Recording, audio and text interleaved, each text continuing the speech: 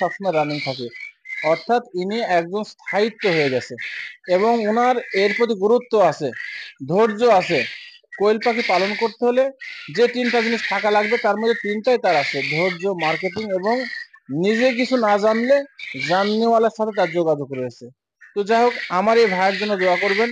আর সকলে ভাইয়ের সম্পর্কে যেভাবে বললাম, আপনারা মেডিসিন সম্পর্কে যদি নাও জানেন, বাচ্চার দিকে তো খেয়াল রাখতে পারবেন, কারণ বাচ্চা তো আপনার হাতের নাগালে। একটা বাচ্চার নিচে পড়ে যাচ্ছে, ওই বাচ্চাটাকে যদি না উঠাই দেন, ওই বাচ্চাটা নিচে পড়ে বাচ্চাটা কিন্তু প্যারালাইসিস হয়ে যাবে, মারা যাবে। অনেক খামারে আমাকে ফোন দিয়ে বলেন যে ভাই বাচ্চা প্যারালাইসিস হচ্ছে, মারা যাচ্ছে। এটার কারণ একটাই, যে বাচ্চার দিকে আপনারা নজর রাখেন না।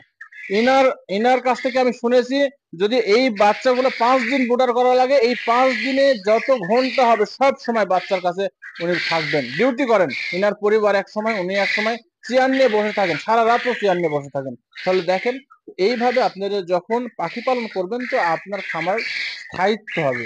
সবাই ভালো থাকবেন, সুস্থ থাকবেন। আসসালামু আলাইকুম।